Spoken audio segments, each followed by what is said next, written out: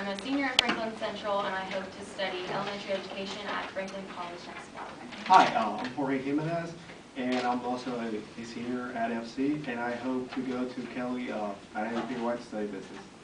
I'm Alexis McFarland. I'm as well a senior here at Franklin Central High School, and I plan to go to Hamilton College in New York to major in creative writing. Hi, I'm Jackson Wise. I'm also a senior here at Franklin Central. Next year I hope to go to Indiana University to study secondary education, this kind of stuff, and be just like my favorite teacher, Mr. Tim Sokolowski. Awesome. Over Is he there. in here? Okay.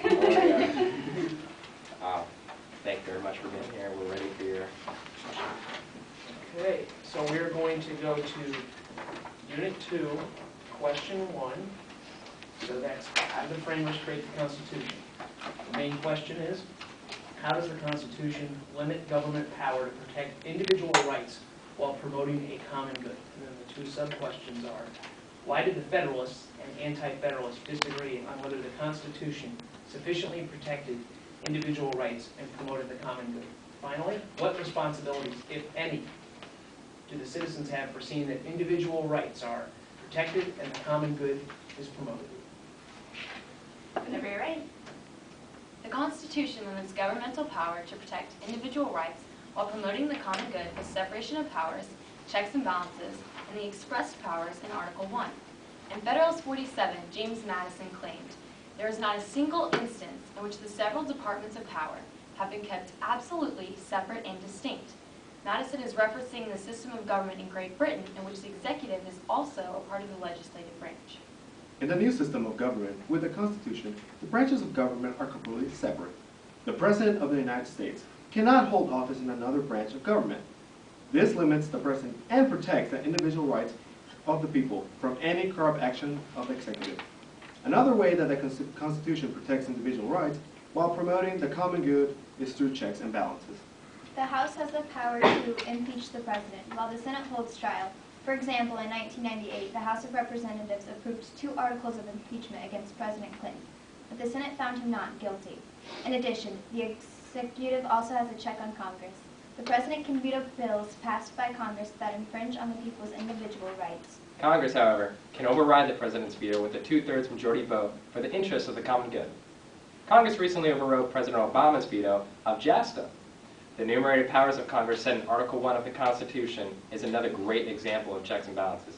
The founders limited Congress to a specific list of powers.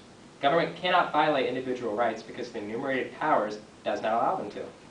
They also gave the government the ability to promote the common good by giving Congress the necessary and proper clause to help them carry out their powers. The Federalists and the Anti-Federalists disagreed on whether or not the Constitution sufficiently protected individual rights and promoted the common good. The Anti-Federalists argued for the addition of a Bill of Rights to the Constitution because nowhere in the Constitution did it specifically and explicitly protect individual rights. The Federalists retorted that the enumerated powers of Congress expressed in the Constitution protected individual rights because Congress would not be able to take any action that was not clearly expressed. The Anti-Federalists feared that some states would dominate others and that the federal government would be too strong. Federalist James Madison argued that having a strong federal will keep our society balanced and protect majority tyranny.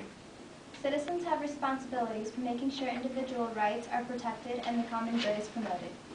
Citizens protect individual rights by having knowledge of and exercising their rights.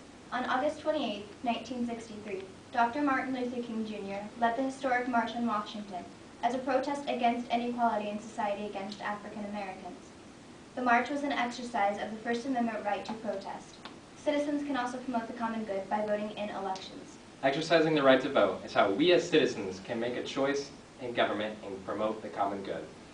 Citizens also promote the common good by practicing civic virtue. This is seen as essential, according to the Anti-Federalists, to maintain a republic. Putting one's self-interests aside for the interest of the common good is seen as civic virtue. Volunteering, like you are today, and participating in community events is a great way to demonstrate civic virtue. Ultimately, the Constitution the founders created has lasted throughout the entirety of the United States because it adequately protects our individual rights while still promoting the common good of we the people.